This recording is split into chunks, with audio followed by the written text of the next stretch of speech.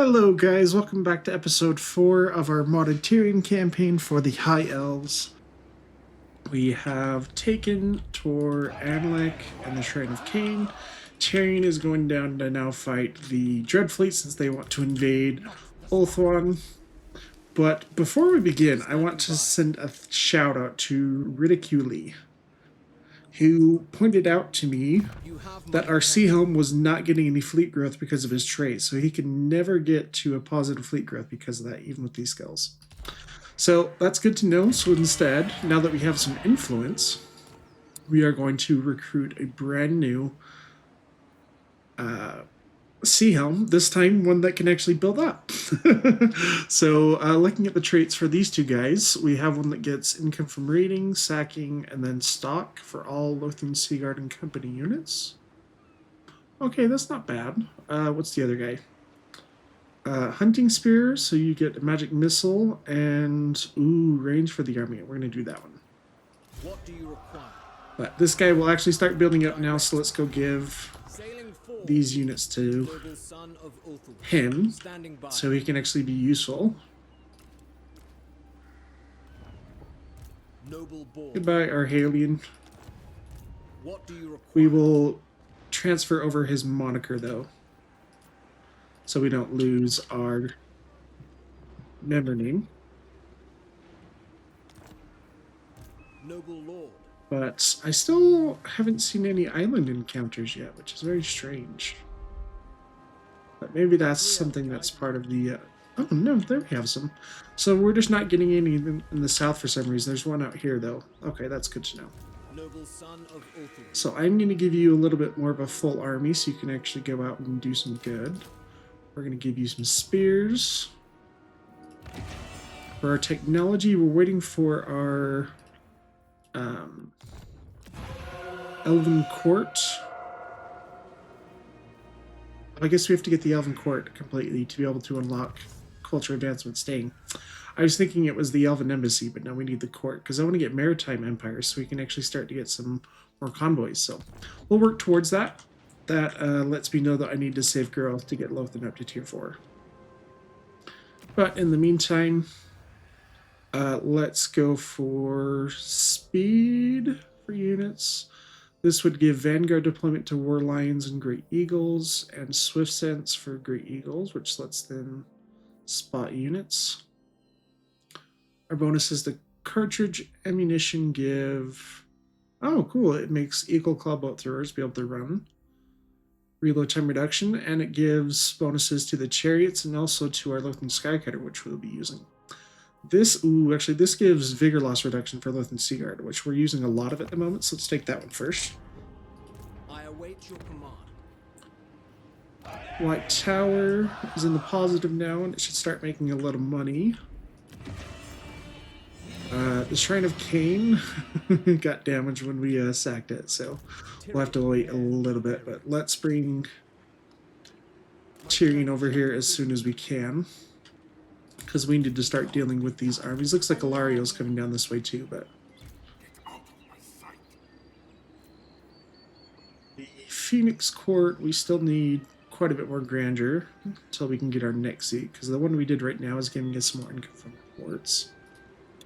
But see if anyone's willing to trade with us now. Tirnock? Non-aggression pact? That's your last settlement. And it's being besieged. So let's actually, yeah, let's do these, because you might get wiped out. Of course. So this is just free money, most likely. And do we want a defensive alliance with Aenarion as well? No glory.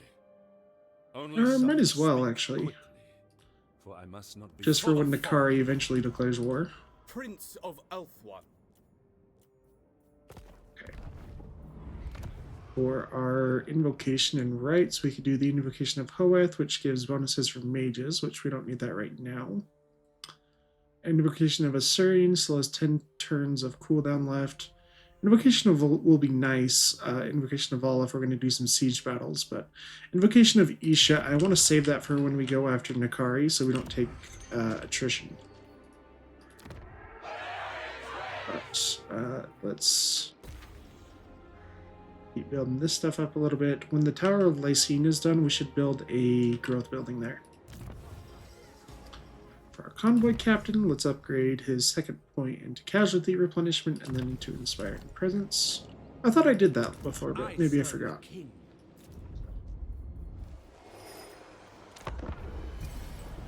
We just have to keep an eye out on the Dreadfleet now. Hopefully Lariel actually loses to them so that she doesn't claim any of the territory in Tiranoc that we want. Okay, oh. So it looks like, she fought one army initially, or there's two that were right here and lost about half her army. Then Count Noctilus, it looked like, sacked the city and then killed her army off, so that's not great. There's a vampiric rebellion.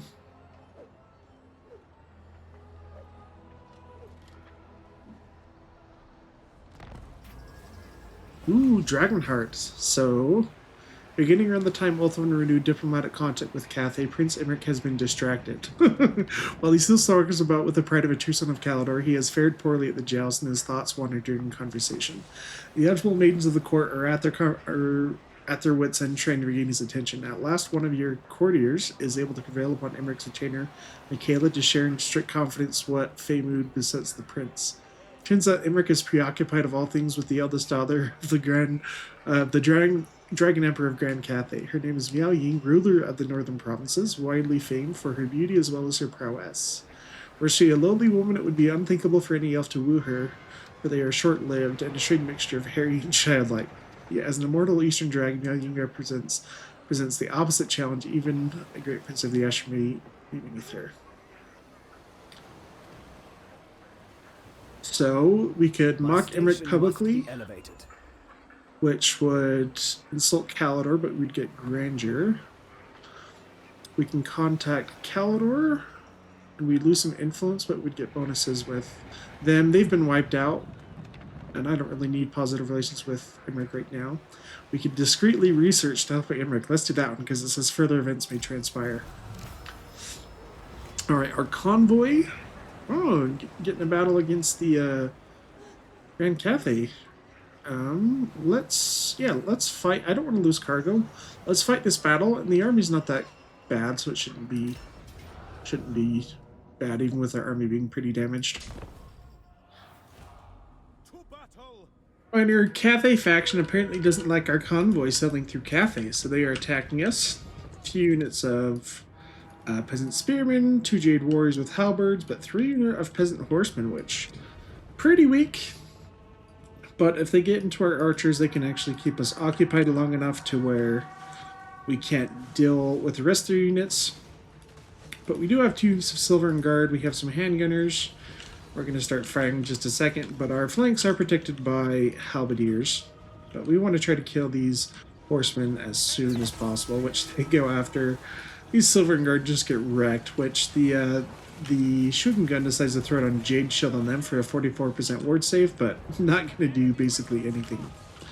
We'll send our convoy captain out, our prince, to go and occupy some of the units so our archers can deal some damage, but some peasant horsemen, the second unit, does manage to barely get through and get on some of our archers, but they do have light armor, and we have our halberds and spear silver and guard coming to kill them with their anti-large. Ooh, there's a dragon's breath. We are trying to focus fire with our archers on the Jade Warriors. They are the only unit really with any armor, so we are going to try to do as much damage to them as possible before they get to melee. Our halberders do have pretty decent armor piercing though, so they will be able to get some nice damage in there. But all 3 horsemen have been routed now. The third one is just barely coming back. It was very close to getting off the map. But Silver and Guard, this is a battle they will easily win against the Jade Warriors. Silver and Guard are super tanky. They have great melee stats. Some peasant spearmen trying to sneak by them and get on some of my handgunners and archers, but they're going to get wrecked really fast. Yeah, these halberdiers and Sylvan Guard wrecked those Jade Warriors, but some Peasant Horsemen are coming back real fast. We are going to set up and brace, though. But another Dragon's Path does come down, but they are going to get right into us, and we're going to get that charge resistance and start to wreck these guys. Yeah, Sylvan Guard, 39 kills in melee already, which is pretty awesome. Comparing the stats, they have 18 more melee defense, 12 more melee attack than these Jade Warrior Halberds, and much better leadership and pretty comparable armor, but we've just been able to decimate the Cathay army with our archers, but these Jade Warriors do try to sneak by and get on some of my archers. So we will focus them down with some of our other units. Peasant Horsemen tried to come back, but we kept one halberdier on them. The Shooting Gun has not sullied her hands in melee yet, but she has got some value with a little bit of magic. But our Prince holding out very well, tying up these guys, and she's about to call it quits. I don't blame her. Yeah, not too shabby. Keep taking Grandeur and the extra experience. That'll help our conflict quite a bit. Ooh, 10 battles with a single hero. We get, Telane Pavies. It's a pretty bad item, but better than nothing. You have my attention. Brave and true. Okay, this Sea Helm, depending on what's at Vol's Anvil, we actually might be able to have you push in and start actually taking some territory from them. We have a fair amount of ships company, which they're a combination of a ranged archer. They're kind of slightly weaker than Sea Guard, but so let's get Valiant. You have my attention. Adventure awaits. Oh, I forgot. They can only recruit when they're at sea or in a settlement. That's right. Okay, that's okay. He's got enough units, he should be able to do some good. Here we were going to build a growth building so we can get to tier 4 a little bit faster. Port Ellistor, let's do that as well. Shield against the And out here, looks like we're fine so far. Okay, the Vampire Coast still doing pretty strong. Usually, Lethanar will have done a little bit more there, but Sisters of Twilight not doing bad. It looks like, okay, it looks like Morathi's finally started pushing into Kislev. Infused by Hoet's wisdom. But with Tyrion, we don't have enough movement range to make it to the Eagle Gate. Because I would like to colonize that. We're still at really high winds of magic, so let's move an encampment stance. What's his face? Noctilus was around here last time, but he probably retreated a little bit after losing so much. We still have pissed off the dwarfs. And yeah, we really need this army to start making some money because it's pretty expensive. But our convoy's got 2 more turns. Sweet. Will Teclis finally trade with us? No, Kothik doesn't want to trade with us either. It looks like Teclis is down to 1 settlement too. So he might get wiped out by, what's his face? Kairos. Okay, convoy captain. You kind of have a mix of archers. We lost other Lothian Sea Guards, so I'm trying to decide what we actually want to give you. Because a lot of your front lines are actually halberdiers, so we don't have anything that can benefit them. Probably just more ammunition then. And so I guess we could do the dragon armor with Tyrion. Our army's probably strong enough. But we'll do it at the start of next turn, actually. Because that will give us the chance to heal up just the last little bit. And then from that battle, we'll also get enough money to colonize the Eagle Gate. No, I'm not going to join a war against Nakari at the moment, which... Count Noctis is still there. There's that Vampire Rebellion. Looks like Count Noctis... Oh, you haven't is going to try to take out the last bit of Tyrannok, which they managed to do.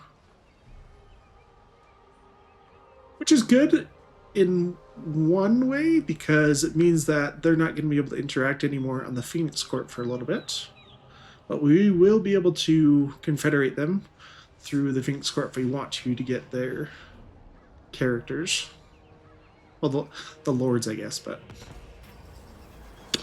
Our convoy, you can get 3 rangers or 2 more archers. Rangers are actually not bad. They have physical resist, and they have a bonus source infantry, which can be very useful. Let's take the rangers. Might we strike a bargain? Ooh, so with Imric investigating further, said we have asked the renowned scholar Vinola, one of your court mages, to brief you on the rulers of Cathay, and hopes you might build the summer and support Imric's infatuation with the storm dragon Miao Ying. It's funny, the Phoenix Court mod, the author did this kind of as the reference to the shipping lots of Total War fans are doing between Emmerich and Miao Ying, but Thane dragons, Vanilla explains, regard Western dragons as kin. However, Western dragons formed a friendship with elves in ancient times to survive the coming of chaos. Eastern dragons chose to subjugate humans as their worshippers. So, Cathane dragons are suspicious. I will read all of it. The dragons of Cathay, she says, regard the dragons of Calador as pathetic embarrassments for allowing themselves to be ridden by elves. By the same token, Cathane dragons are suspicious that elves wish to tame and ride all dragons. So, if you say, if an elf hypothetically wished to form a bond with the Cathane dragon, the way they might with their Western dragon without necessarily riding her, this would be viewed with great hostility, as they would suspect it an overture to enslavement.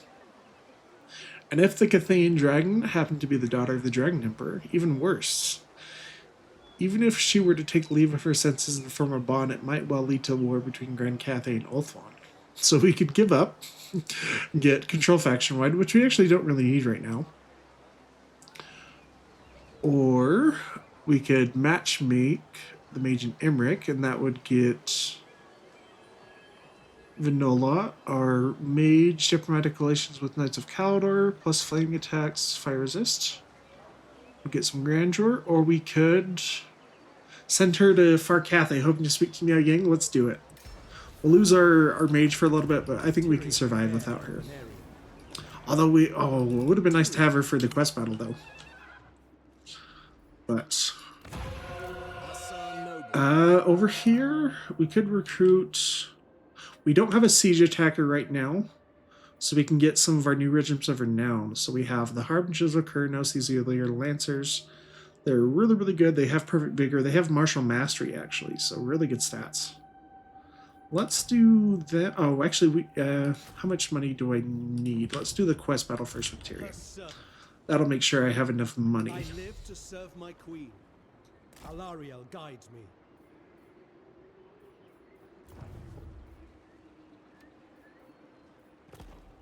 Yeah, I think we should be good. Okay, the leadership we want on our front line, because they are going to be holding back the storm. Malekith, this can actually usually be pretty dangerous, because Malekith is a pain, but we have enough archers, we should be able to pin him down and hopefully kill him.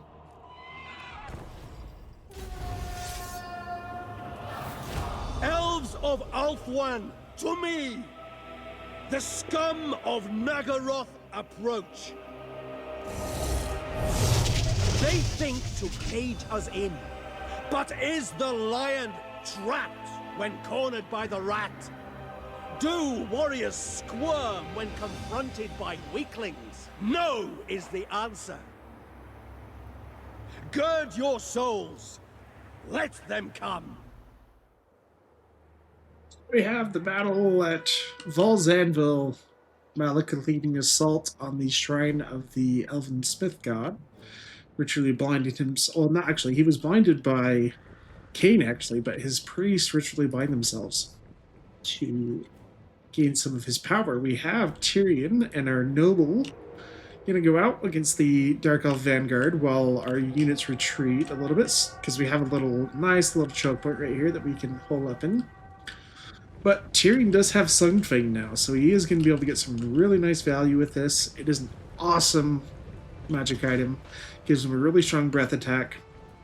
And it recharges as long as he's in combat, but some of our units get some shots off, but our Aenarion Lancers, big charge against the enemy Dark Riders with shields, and even with the extra melee defense they have, they just go down to the massive charge bonus of the Aenarion Lancers. Silver Helms on the other end doing the same, along with our Flamespire Phoenix going to help them.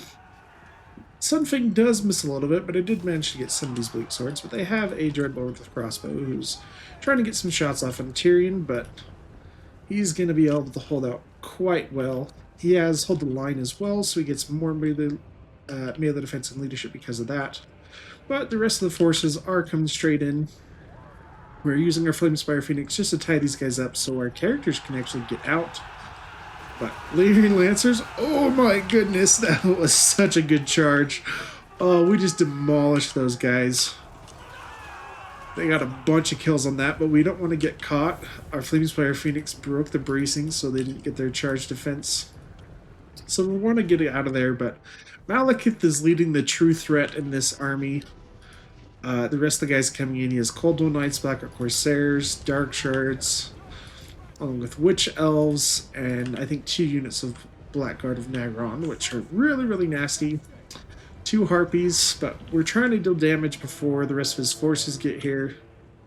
Like I said before, we have a nice defensive spot right here, so we set our Spearmen up in front. We're going to put our Lothern Sea Guard next to them, and then our regular archers all the way in the back. But there's no rest for the wicked. The Dark Elves have no chance to recover. Our cavalry just absolutely wrecking face, devastating these guys. Yeah, Aenarion Lancers, 115 kills. These guys are awesome. They are a very good unit. They are one of our 10 Kingdoms mod unit. Silverhelm's still doing pretty well, almost 50 kills. But the Dreadlord continuing to get some shots off. Tyrion and the Noble coming back to help this front line for a little bit, just because we want to get that boost for morale right there, my guys, in case they get any devastating magic or anything down. But yeah, Aenarion Lancers, I'm a very big fan of these guys. These are totally awesome. They are totally worth getting. But most of the Dark Elf infantry right here is kind of holding up on this point. But Malekith is coming in. Our Silver Helms and Aenarion Lancers will do pretty well against most units, but the Coldwell Knights are actually one of the units that we do not want to engage with our cavalry, because these guys are pretty heavily armored, decent stats, but they have lots of armor piercing and a bonus to large, so they are a good counter to our cavalry. Harpies are coming in, so we're going to focus fire with our archers and Lothern Sea Guard, get them. Hopefully kill them before they can get to our back line. They do manage to get one little charge off the Lothern Sea Guard, but over here, Malekith sees his enemy. Both Tyrion and Malekith claim to be the heir of Aenarion. Malekith, of course, is his son through Marathi, but Tyrion is from the line of Aurelian, I believe, who was Aenarion's son through... No, Morellian, that's his name, sorry, not Aurelian. Morellian, who was the son of Aenarion and the Everqueen Astariel. But our twin brother has come to help us, Teclis leading the force with some Silver Helms, Phoenixes, lots of cavalry to come and help us out. Malekith just getting shot to death. We are focusing every little bit of firepower we have on him. But he did manage to get a really, really nice chill-in on these spearmen. It kind of decimated them, so try to bring over some other spearmen to take their place. Noble is holding up a lot of these Black Corsairs, trying to keep them from getting into our front line. Our cavalry is having a pretty good fight against the Coldwell Knights. They are actually managing to get some damage in and some kills on our Silver Helms. So we bring in the Flamespire Phoenix to try to help out. Some Dark Shards also getting some shots off, but we are countering with our own missiles, trying to kill these Witch Elves. Malekith has routed off the map. Little scaredy cat. He can't handle the chadness of Tyrion. But our spearmen holding up pretty well despite getting pretty heavily decimated by those spells. Murderous Prowess does go down, so we are trying to use all of our firepower to focus down the more important units like the Cold One Knights, because they have continued to ravage our cavalry, but we locked them down with our Flamespire Phoenix and used our Layer and Lancers and Silver Helms to rear charge some of these Dread Spears. Really, really nice. Silver Helm is almost up to 100 kills. Layer and Lancers almost at 200. But Taglis's Flamespire Phoenix there, taking on the Blackguard. Our Silver Helms thought about going in it, but they'll change their mind because that's not a great matchup. Even if we do get a good charge on them, they would just quickly kill off many of our guys. But we focused fire on the enemy's Golden Knights, Witch Elves been heavily decimated. Teclis's cavalry coming in to do quite a bit of damage. Did we need to be rescued? No. Does it help? Yes. But the Dreadlord also getting routed off. Silver Helms get some nice charges off on these guys that had been beating our front line, but we've just about broken the leadership. The Dark Elf invasion has been halted. Suck it, Malekith. We didn't manage to kill him, but got him pretty low. We did take quite a bit of damage on some of our units, though, especially our cavalry, but they did awesome during that battle. 270 kills on our Layer and Lancers. Very, very nice. Well, I guess we're going to colonize the Eagle Gate. That should let us replenish 2. Doing okay on... Let's take Grandeur over Influence. Oh, yes! Centurion gets Frenzy now. Makes him even crazier in combat. Servant of the king. If Noctis wants to attack us over the intern while we are in the Eagle Gate, I guess it won't have the walls yet because this is still a whatchamacallem. It is still a ruin until it gets rebuilt. But we have the dragon armor. Let's switch this to Tribute to the Phoenix King because it gives grandeur per turn. But Tyrion should have all of his quest items now.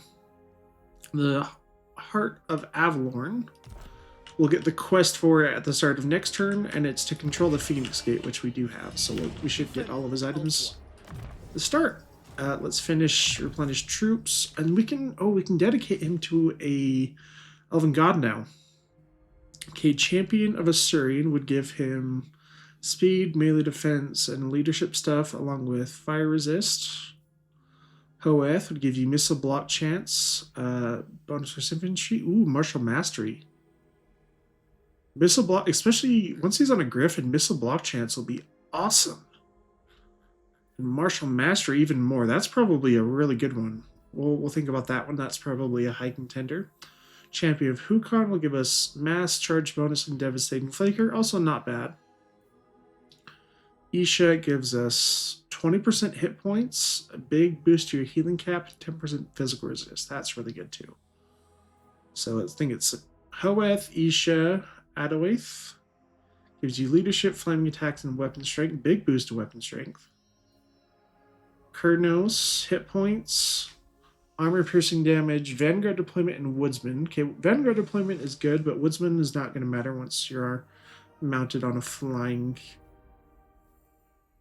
griffin. Okay, Mathon. Ooh, disheartened, so reduces leadership, contact effect, plus 10 melee defense, and a plus 12 bonus for large. Take that. Okay, Vol armor, weapon strength and immune to contact effects. Ladriel gives you vigor loss reduction and cloaked and miss. What does this do? So it gives yourself melee defense and missile resist, and it reduces nearby enemy leadership. Okay, that's pretty good. What about for Loek? Melee defense, weapon strength, stock, and the Dance of Loek, which gives you and nearby allies melee defense. I really like Hoeth. Getting martial mastery is insane. Plus missile block chance is going to be great on a flying mount. So yeah, we'll do that. which he did get some new mounts. He has the Ithamar Chariot or the Great Eagle. I like the Great Eagle more. That's for our items. Now that Tyrion has the dragon armor, let's give this guy the Armor of Destiny instead. Glittering Scales is good. We'll stick it on our Sea Helm. We will get our mage back in a little bit. Okay, Gambler's Armor. We'll stick that on our Convoy Prince. Okay, the Golden Crown of Atrazar is actually a good item. 8% ward save. Armor, that's going to go on our Noble. Okay, both of these enchanted items are kind of garbage, so let's hope we get something better. Ogre Blade. Weapon shrink plus 18%. That's not bad. Do you need magic attacks to fight vampires? Probably not, and they don't take any leadership penalty from terror because they're immune to psychology. So let's give him that one instead, actually. Okay, and then we have 2 arcane items, but we can't do anything with that one right now. Let's take the Wailing Banner, and on our Convoy. Actually, no, we don't need a Source of Terror because we have the Phoenix. Let's give that to our Convoy Captain. And you have my attention. Ready to serve. Okay, with Tyrion's skills, how do we want to level him up, though? So this would give some more bonuses to our Silver Helm stuff. We don't have any Phoenix Guard or White Lions right now. Let's take the Shiny Knight since we are using some Silver Helms. But do we have anything close to rank 7? Some of our Luft and Sea Guard are. Some of our archers. Let's take Favorable Winds. That's going to give them more ranged buffs. Shield against the dark. And we're saving our growth for Lothern. What do you require? Oh, you can make the attack now. Sweet. You were going to give you some Regiments of Renown. That's right. We need a siege attacker, so let's get the Sentinels of the Glittering Tower, the Regiment of Renown, Eagle Club Bolt Thrower. We have plenty of ranged. We need some more frontline stuff. The Keeps of the Stone, Silver and Guard are actually really good, but they're very expensive. 293. I guess the Eagle Club Bolt Thrower is, but we can justify that by being a siege attacker. Let's look at this army first. They've got a Mortar, Cyrene, and a fair amount of units. Actually, Silver and Guard will be good because they have magic attacks. They'll be great at dealing with the... Oh no, they don't have magic attacks. For some reason I thought they did.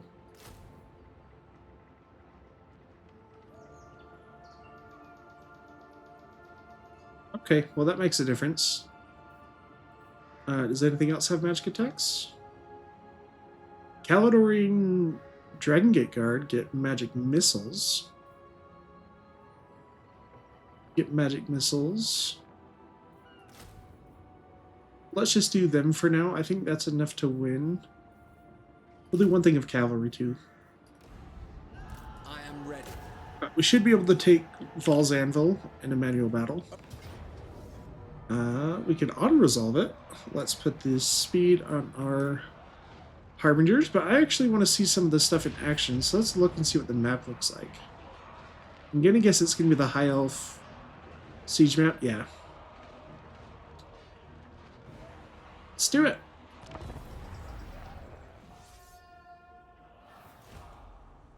We are going after Val's Anvil after it has been captured previously by the Dread Fleet. We have our Sea Helm, this time the good one, who can actually build up and take to get some growth to build up his dragon ship, is leading the attack. He does have a nice bound ability called Hunting Spear. It is basically a magic missile, pretty good range, but we got our work cut out for us. We have a fair amount of ship's company. These guys don't have very much armor, but they have pretty decent stats and good range and missile strength. Not quite as good as, for example, normal archers, but they're better than nothing.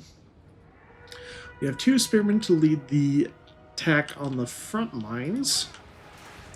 And our cavalry regiment of renown, we have the Harbingers of Kurnos. These guys are pretty awesome. They have martial mastery. They have an abound ability called Clarions of Kurnos, basically a horn, gives them really good charge and speed bonuses along with perfect vigor. And it's not just for them, it actually benefits nearby units as well.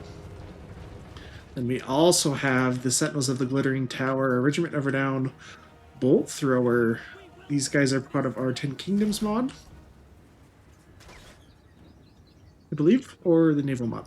But they have magic and fire missiles, which are really awesome.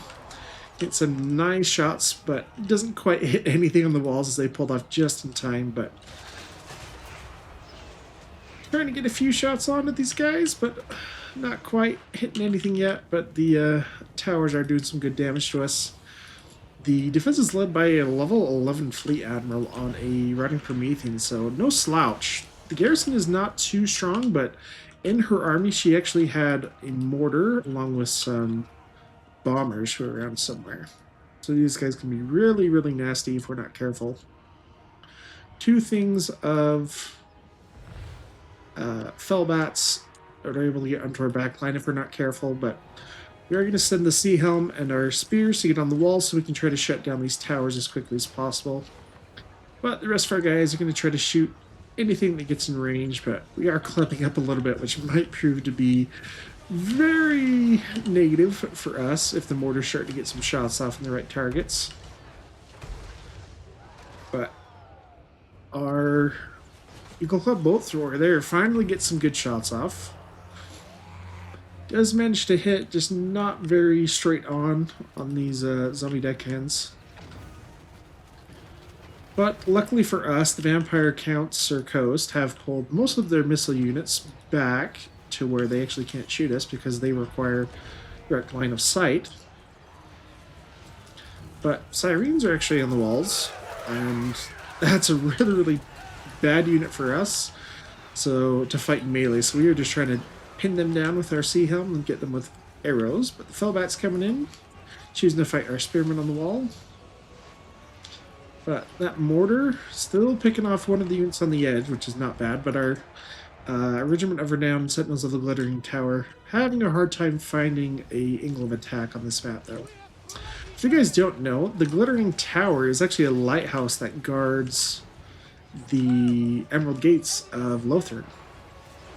So it is basically a fortress on an island that has massive amounts of Eagle Claw bolt throwers that are the finest crews in all of Elfendom. They are really, really well trained guys, so it's cool to see them actually be included in this the game from these mods. Yeah, those Lothern Siege just kind of got dominated by those mortars, though, unfortunately. So we did try to get them a little bit out of the way. The Sirens have gone down to the combined might of our arrows.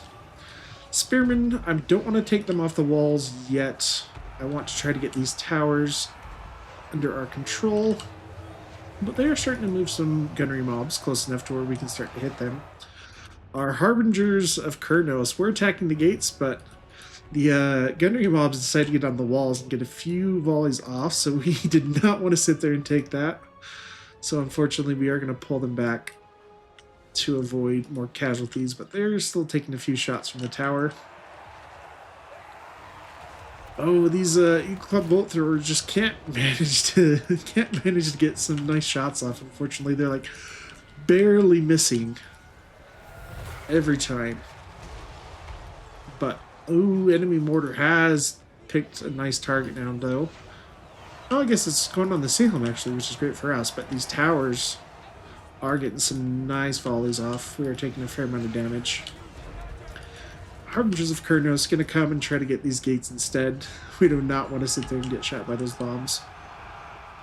But gunnery mobs and handgunners trying to shoot my Sea Helm, which is a fine target for them. I'd prefer them to shoot our Lord rather than our Spearmen, who are going to try to capture this point so we can get the gates open. But the Sea Helm going to start to get some shots off on the Fleet Admiral with his Hunting Spear. Pretty good missile ability. He has a fairly decent missile strength, missile attack, but It is not very high armor piercing, so he's going to struggle to get through the armor of the running Promethean. But on the walls, our spearmen are not doing very bad. Despite being very tired from climbing the walls, they are still outperforming the zombie pirates because these guys are terrible in melee. They're just there to tie down units so their gunpowder can get to them, but it hasn't really mattered for us here at Eagle Club Bolt Throwers. Really cool unit, not finding a whole lot of use because of the map. But Mortar is picking some better targets now. Unfortunately, it is trying to hit our Harbingers of Kurnos, so we're going to try to get them under cover and go after this gate a little bit more succinctly. Zombie pirate deckhand mobs getting a few heals from the Fleet Admiral. But we've dealt with most of their missile units. Looks like the tower is just going back and forth between us. We can't quite keep it since they've put a few more units on the walls now. But the mortar has used about 60% of its ammunition. But they still have some handgunners in the back who are coming around. Although they will take a while to get here. We have reduced the gunnery mobs with bombs to not be very effective after getting their few little volleys off on our Harbingers. But it's really just a drag-out fight for us. Yeah, these towers are just doing a lot of damage. So we're going to try to focus these guys down on the walls real fast. We've started to bring some of our Losen Sea Guard and Sea Company off the walls, which we actually didn't look at them real close in depth to look at their models. So they have shields like the Losen Sea Guard, and they share the some helmets, but if you actually look at their attire, they're just in the archer's armor rather than the Sea Guard. So they're very lightly armored, but they can still do damage in the right situations. We have been able to focus fire now on these guys, and we've finally got the gate under our control. So we bring our Aenarion Lancers in, and they just get a little bit of a friendly fire volley right there. But we do get on these zombie pirate mobs before they can form up and brace. We are going to try to push through and get on these bombers since that's a high value target. Try to lower the balance of power as much as we can. It is pretty even. Our spearmen up here though, not having a good time though, despite winning. But these Sea Company are coming to help out. But tower's back in our control, so gonna reduce that. But that mortar doing very, very good damage. The big thing is, I don't care if it does lots of damage to our guys, but the more units it kills, the less firepower we get per unit. So what we're trying to do is actually move up some of our missile units, get them inside the walls so we can actually get more direct fire on this character.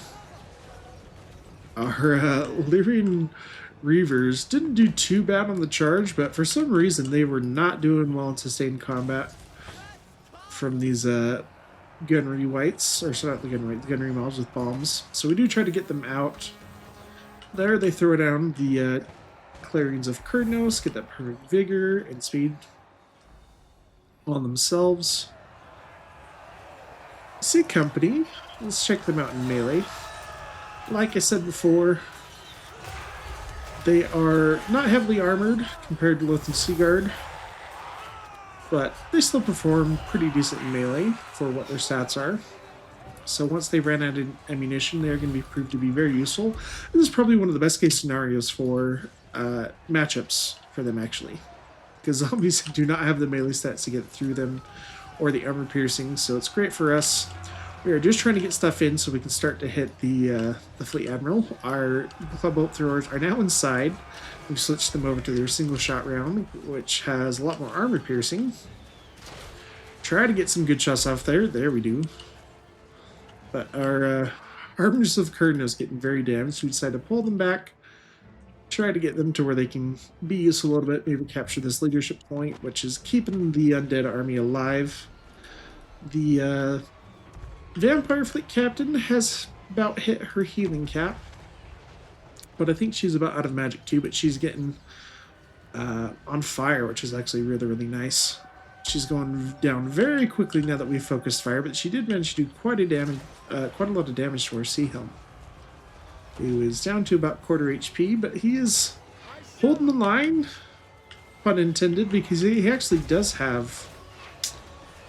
You can actually give them hold the line for their red line starting skill, but we do not have that yet because this guy's level 1. But there, the fleet admiral goes down.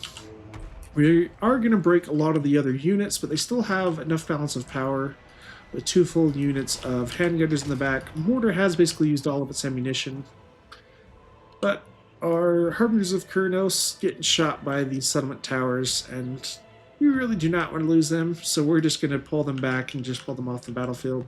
Try to keep them alive for the future. Nice volley there from our multi-shot onto the bombers. So that first shot got pretty good hits, but the other ones didn't quite land. But we're just going to push in, try to get as much firepower as we can on some of these units to break the leadership of the rest of the garrison. The extra 10 leadership from Siege Defender really proving key in this battle.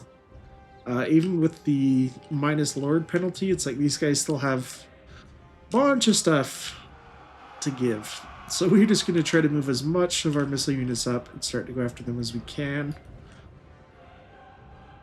Bombers disintegrating and trying to run away. We're just going to send some spearmen after them. Probably won't even get there in time, but mortar has run out of ammunition, so it is going to go in for a charge. Our zombie friends. Yeah. I forgot how much I love the Vampire Crows. They're a really well-designed faction. Kind of not as powerful as they used to be in Total War Warhammer 2, but hopefully that'll change when they get an update in Warhammer 3. It's funny how the Vampire Crows decided to leave their most valuable range units all the way in the back, because these guys have much better range than the Pistoliers that came before. So it's like, these guys could have been very useful, but right now they are not visible to us. We're trying to move our guys up to where they can actually get line of sight. But the Sea Helm gonna go into melee. Try to absorb some of the damage for our C company so they can actually get some kills here. Mortars are terrible. They're gonna go down very quickly. But once we have vision of this stuff over here, hopefully we can get a shot off. Yeah, it's just barely terrible angle for our club bolt thrower. It does manage actually to get a few kills still. Yeah, it's just barely grazing over. Only 10 kills, but it's got over 1,000 value, so I'm happy with that. And with the combined forces of our Sea Helm, we have taken the settlement. And that mortar did so much damage to us. 138 kills, which is a lot since high elves don't have a lot of models per unit, but we kept everything alive, even our Harbingers of Kurnos, by the skin of our teeth. I think this is only tier 1, so I'm actually going to occupy this. What do you require? So we can get the extra little bit of heal. Give the word. For our Sea Helm, we want to build up our fleet as quickly as possible. Since we are actually getting growth now, for some of his skills, what do we want to do? You have to be tier 2 for that. Okay, so this one gives you fleet growth. That's probably the one we want first. This gives income from raiding and sacking. Let's do that one for the fleet growth. Guide me. Let's also have him recruit some more spears, probably. Actually, no. If we're gonna be fighting vampire counts or vampire coasts, we want C company because they have a ranged attack. Mage will be back in a little bit. Okay. We're trying to save growth for Lothern, so let's just build up that growth building as fast as we can. I think we actually want to wait and get the Tower of Hoeth actually up to tier 2 rather than doing this right away. Because we're only 4 turns away from having enough growth. But we could also build up the Phoenix Gate, which I don't necessarily want to do because it's pretty expensive. 2,500, yeah. I just can't afford it right now. I guess our convoy finishes in a turn. That'll bring in a fair amount of money. Let's do it. Let's build up the Phoenix Gate just for fun. Shield against the darkness. And let's see what happens over the end turn now that we kind of dealt a major blow to the Dread Fleet. We could make a good non-aggression pact with Kislev. Ooh, a bunch of people want to trade with us now. I am Let's start with Teclis. Then Tor Elisor. In the name of the king. This is the High Elf province that I never ever go to because it's out in the middle of nowhere and it takes forever to get there by sea. Tremble, for you have made an Okay, you guys are at war with Gelt and Xiaoming, so I don't want to trade with you, but you I can trade with. You want, intruder? I understand.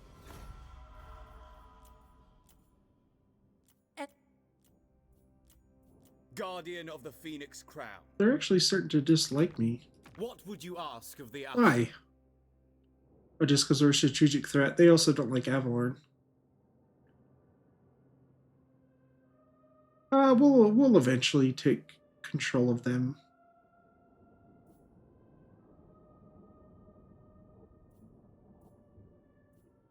I think we'll be okay. Speak.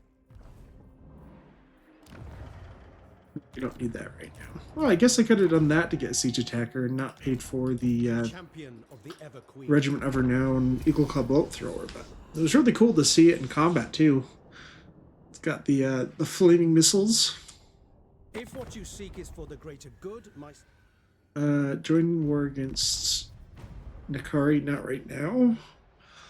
I don't have the money or the forces to split up.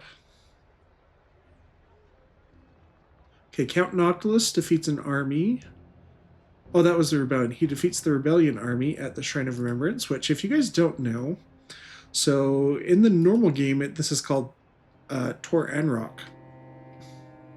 But in the lore, during the Sundering, when a lot of the Ulthuan coast on this side was basically destroyed by earthquakes and things like that and tsunamis, Tirnak was the kingdom that probably lost the most because of that. Oh, for Yao Ming we can. You receive a letter from the mage you sent to Grand Cathay, my liege. After I've been received respectfully at the fortress city of Nangao, after several days, I was able to secure an audience with the Supreme Matriarch Miao Ying. With care, I conveyed to her the sentiments we had discussed, emphasizing Kalador's long tradition of respect and near worship of dragons.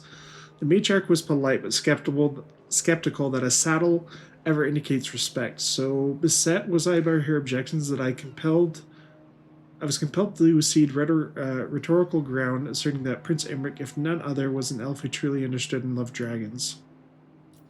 The notion that there might be a particular elf who was innocent of our race's supposed crimes seemed congenial to the matriarch's imagination. Leaning back, she requested an account of Emmerich. Forced to discard my plan subtly, I scrambled to give her a worthy impression from the mighty deeds of the Starlance to the beauty of Emmerich's face and form, none of which seemed to interest her. In desperation, I waxed poetic about the slumbering of the Western Dragons and how many of them now answer only to Emmerich's call. As she began to understand how important Emmerich is to our dragons, she asked, as if casually, of Emmerich's lineage, but awaited the answer keenly. Fortuitously, I was able to state that there is no finer bloodline on Ulthuan, because Emmerich is a descendant of Kalador Dragon Tamer. It was my turn to feign nonchalance as I mentioned that the Crown Prince of Kalador held a similar status in our culture as the Supreme Matriarch of Nangao did in hers. The matriarch fell silent. After a time, she wondered aloud if this Emmerich was accustomed to making visits of state, to which I was forced to reply that the Phoenix King rarely utilizes so mighty a warrior for diplomacy. Ever your servant, Vinola. So we could acknowledge the mage's success, and then she would get 4,000 experience. Or we can reward her success, and she would gain 12% hit points. Campaign movement range, but only when she's not in the army. But she gets a balanced spell, Transmutation of Lead. That's not an amazing spell. That costs grandeur too. Let's just acknowledge the mage's success. Ooh, our convoy gets some Iron Hell Gunners for completing its voyage into Grand Cathay. It gets the Jar of Souls, so makes a character immortal. And Banner of the Empress Eye, plus 20% range is very, very nice. As you command. And there goes Tyrion. Tyrion, heir of Aenarion. He has got the Heart of Avalorn. Really amazing item. It's going to be very, very handy.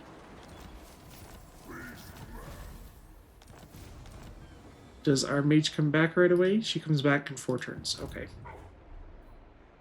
But yeah, Tyrion has all of his magic items now, so we get even more control faction-wide, which is excellent. Looks like Alario's army is going after the Nightwood. I want to take the Shrine of Remembrance because that's the capital. But let's start a convoy before I forget. Okay, we could do one that gets White Lions. White Lions are awesome. They're one of my favorite units. Or we can get one that gets Forest Spirits. We actually might not see a lot of Forest Spirits throughout the campaign because we are not Lariel. So let's actually do that one. That one sounds fun. And where do we want to send you? We have contact with Cathay now.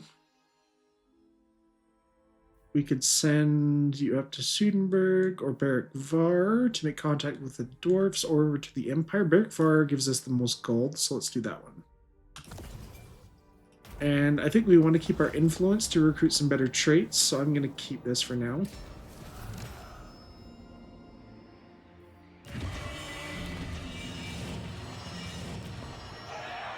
And we're saving growth there. For Anlak, unfortunately, this is still having problems. How much of that is from devastation? Only 1? Okay, that means I can't really do anything to help that. Alariel's champion. But we'll have our Sea Helm continue to level up and get more fleet growth. Like I said, he can only build up when he's in a settlement or when he's at sea. What do you require? But we'll have him take Tours of Thide. That will give us full control over Calidor. Noble son of Ulthuan. Let's get... This will be nice later on, but we really want to build this up as soon as we can. So let's actually do control and then growth here. And let's get rid of this corruption really fast as well. I await your command. Dauntless. You have my attention. For Tyrion, let's have him lead an attack on the Shrine of Remembrance. But that will be a great spot to end this episode. We'll pick it up in episode 5, start our major campaign against the Dreadfleet, which he's level 25, which is crazy, and he's got a pretty good army, so we'll have our work cut out for us. So thank you guys so much for joining me for this episode. I'll see you then. Have a great day.